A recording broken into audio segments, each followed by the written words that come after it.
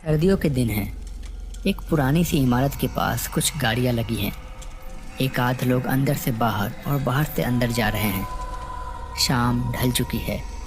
शाम के करीब 7 बज रहे हैं और अंधेरा हो गया है। हल्के कोहरे में स्ट्रीट लाइट बिल्कुल भी ज़्यादा असर नहीं कर पा रही है। सामने दूर तक देखना मुश्किल है। इमारत पुरानी है पर ऐसा लग रहा है कि किसी ज़माने में इसने भी अच्छे दिन देखे होंगे, पर अब बस ये किसी हाल में चले जा रही है। अंदर लोग हैं पर कम है। पुणे से कुछ ही घंटों दूर पे ये कल्याण का सरकारी अस्पताल है। अंदर कई कमरे हैं। हर कमरे में मरीज हैं, किसी में ज़्यादा किसी में कम। अस्पताल में मिलने जुलने का समय ख़त्म हो चुका है और अब बस मरीज के एक ही रिश्तेदार को परमिशन है कि वो उनके साथ रुके, वो भी कुछ देर के लिए अंदर, उसके बाद बाहर। अस्पताल में इस वक्त कुछ नर्स हैं और एक आधी डॉक्टर बचे हुए हैं, बाकी वार्ड बॉय और बस मरीज। अच्छी बात यह है कि आज मरीज कम है अस्पताल में, तो मतलब ज़्यादा लोग स्वस्थ हैं और जो थे वो स्वस्थ होकर घर को जा चुके हैं। बुरी बात यह है कि राजेश के लिए ये अस्पताल सुनसान पड़ा हुआ है। राजेश के दादा की तबीयत खराब है और उन्हें अस्पताल में भर्ती किया गया है। उन्हें दिल का दौरा पड़ा था और डॉक्टर ने उन्हें दवाई दी है और अच्छी जांच भी की है, पर फिर भी देखरेख और एहतियातन 2-4 दिन और अस्पताल में रहने के लिए कहा गया है, ताकि अगर कुछ भी गलत हो तो उसका इलाज तुरंत हो सके। अंदर वार्ड में उसके दादाजी के साथ कुछ और लोग भी हैं।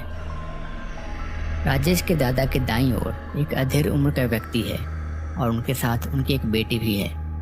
कुछ दिन पहले वो इस अस्पताल में दाखिल हुए थे और अब उनकी तबीयत ठीक है। शायद उन्हें भी 2-3 दिन में अस्पताल से रिलीज कर दिया जाएगा। थोड़ी देर बात करने के बाद जब दादाजी ने खाना खा लिया तो राजेश आके हॉलवे में बैठ गया। हॉलवे में कुछ दूर पे कुछ बेंचेस लगी हुई हैं। ऐसा लग रहा है जैसे वो अकेला ही उस हॉलवे में बैठा हुआ है।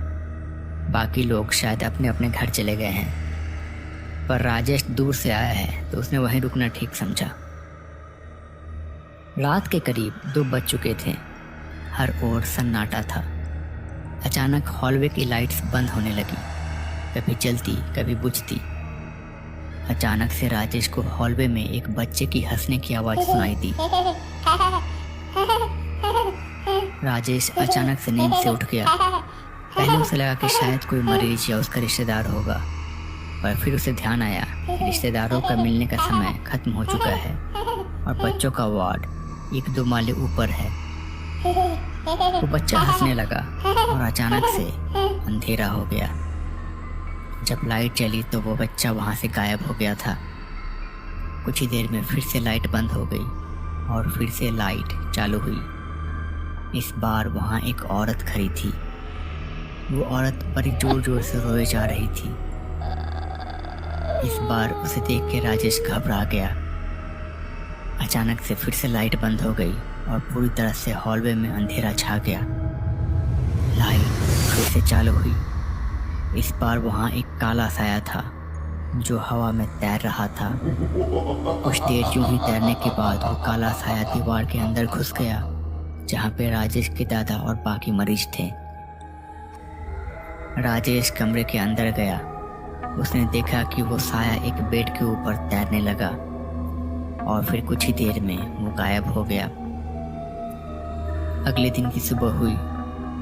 पता चला कि उस मरीज की अगले दिन सुबह सुबह ही मौत हो गई। राजेश को समझ नहीं आ रहा था कि ये क्या था, पर उसने अपना वहम समझ के भुला दिया। दिन भर लेकिन वो उसी बारे में सोचता रहा।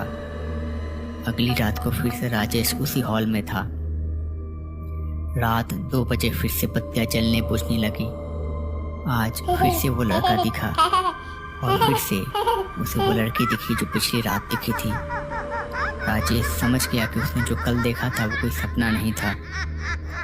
वो सोच रहा था कि फिर से वो साया आएगा अब, पर उससे पहले उसे वो आदमी दिखाई दिया जिसकी आज सुबह मौत हो चुकी थी और फिर थोड़ी देर बाद वो आदमी गायब हो गया।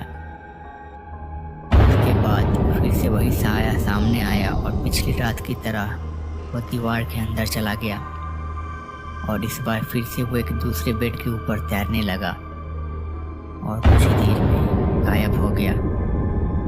अगले दिन उस मरीज की भी मौत हो गई। राजेश को समझ आ चुका था कि जब भी कोई मरीज मरने वाला होता है तो वैसे ही वो साया दिखाई देता है और उनके ऊपर तैरता है। पर वो दोनों ही मरीज बहुत ज़्यादा बीमार थे। राजेश ने ये सब किसी को बताना चाहा, पर वो किसे बताए, उसे समझ नहीं आया। और अगर बताएगा भी तो शायद उसका कोई विश्वास नहीं करेगा, इसलिए राजेश चुप रहा। अगली रात को फिर से वही हुआ। रात को 2 बजते ही लाइट फिर से चालू होने और बंद होने शुरू हो गई। पहले वही बच्चा दिखा, फिर वो लड़की, फिर वो पहला आदमी और अब आज वो आदमी जो आज मर गया था। और फिर उसके बाद एक भयानक मनहूसियत के साथ वही काला साया लहराने लगा और अचानक से दीवार के अंदर चला गया। और आज वो साया उस लड़के के पिता के ऊपर लहरा रहा था जिसका बेड राजेश के दादा के बगल में था। तो क्या इसका मतलब आज उसकी बारी थी? पर वो तो आज ठीक हो गए थे। कल सुबह तक तो उन्हें रिलीज भी मिलने वाला था। अगले दिन सुबह सुबह वो अंदर वार्ड में गया तो देखा कि वो बेड खाली था। पूछने पे वार्ड बॉय ने बताया कि उस इंसान की सुबह सुबह अचानक तबीयत बिगड़ी और वो चल बसे। राजेश अब सब समझ चुका था कि क्या हो रहा है। राजेश के दादाजी को कल सुबह डिस्चार्ज मिलने वाला था। वो आज की रात हॉलवे में बैठा हुआ था और बस ये प्रार्थना कर रहा था कि बस किसी तरह से आज की रात बीत जाए। बस आज की रात वो साया दादाजी के ऊपर ना जाए और इसके अलावा वो कुछ और कर भी नहीं सकता था। उस साये को रोकने का ना तो उसे तरीका पता था, ना ही हिम्मत थी उसमें। फिर उसकी आंख लग गई और घड़ी ने फिर से रात के 2 बजा दिए और फिर से बत्तियाँ जलनी बुझनी शुरू हो गई। पहले वो छोटा लड़का दिखा उसे और फिर वो लड़की, फिर पहला आदमी, उसके बाद दूसरा आदमी और फिर उस लड़की के पिता जिनकी आज सुबह मौत हो गई थी। उन्हें देख के राजेश को बहुत बुरा लगा। वो सोच रहा था कि काश वो उन्हें बचा पाता कुछ करके। इतने में वो काला साया फिर से सामने आया और लहराने लगा और लहराते लहराते वो दीवार के अंदर चला गया। राजेश भी वार्ड के अंदर चला गया। वो मन ही मन ये प्रार्थना कर रहा था कि बस उसके दादा को कुछ ना हो। आज वो साया किसी और के ऊपर हो। बस आज की रात बाकी है। राजेश अंदर गया तो उसने देखा कि उसके दादा के ऊपर कोई भी साया नहीं था। उसने इधर उधर देखा तो वो साया कहीं नहीं था। राजेश खुश हो गया। शायद आज किसी की भी मौत नहीं होगी। शायद मौत का सिलसिला यहीं तक था।